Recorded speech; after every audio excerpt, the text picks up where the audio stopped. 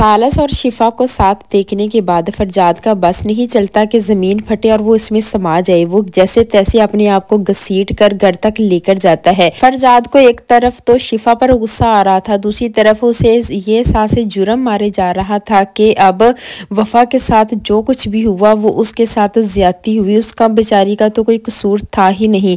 फरजाद जैसे ही घर पहुंचता है तो उसकी तबीयत बहुत ही ज़्यादा ख़राब होने लगती है। जब उसकी माँ फरजाद को इस हालत में देखती है तो फरजाद के कमरे में जाती है और उसे कहती है कि तुम्हें क्या हुआ, तुम्हारी तबीयत तो ठीक है। जिस पर फरजाद पहले तो चुप हो जाता है, लेकिन अपनी माँ के बार बार पूछने पर फट पड़ता है और सारी बातें बता देता है और कहता है कि शिफा एक शादीशुदा मर्द के पीछे हाथ धोकर पड़ी हुई है। जिस पर उसकी माँ फरजाद से कहती है कि तुम्हारा दिमाग तो ठीक है, तुम अपनी बहन पर यह किस तरह का इल्ज़ाम लगा रहे हो। तुम अब शिफा से इतनी नफरत करने लग गए हो कि तुम्हें सही और गलत की तमीज़ भी भूल गई है। जिस पर फरजाद अपनी माँ को बताता है कि वो अपनी आंखों से देख के आ रहा है ये सारा कुछ, और इन सब पर सोने के सुहागा तहरीम उन दोनों की मुलाकात करवा रही थी और तहरीम भी वहां पर मौजूद थी। तहरीम को हर बात मालूम है। जिस पर अब फरजाद की माँ तो ऐसे हैरानी से देखती है जैसे आसमान उस पर गिर पड़ा हो, लेकिन उसे फरजाद की बातों का यकीन नहीं आ रहा होता। फरजाद अब अपनी माँ से कहता है कि इससे पहले कि बात सबके सामने खुल जाए आप शिफा का कोई अच्छा सा रिश्ता देखें और उसे उसका घर का कर दें।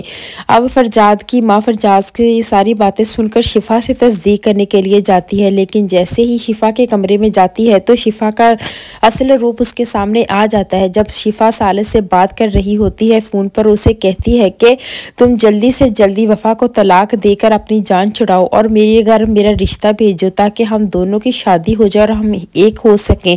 अब शिफा की माँ भी सारी बातें सुन लेती है और शिफा जब अपनी माँ को खड़ा देखती है तो हैरानी से फ़ोन को बंद कर देती है, लेकिन उसकी माँ सारी बातें सुन लेती है और शिफा के मुंह पर थप्पड़ मारती है और उसे कहती है कि शिफा ये तूने क्या कर दिया, मुझे तो तुम पर बहुत यकीन था। मैं जिस पर इल्ज़ाम लगाती रही उस बेचारी का तो कोई कसूर ही नहीं था, मेरा खुद का सिक्का वो खोटा निकला। इसीलिए शिफा को बुरा भला कहकर वहाँ से चली जाती है। अब शिफा दोबारा से सालिस को कॉल मिलाती है ताकि उसे बता सके कि उसकी माँ को सारा कुछ मालूम हो चुका है, लेकिन सालिस अब कॉल अटेंड नहीं करता।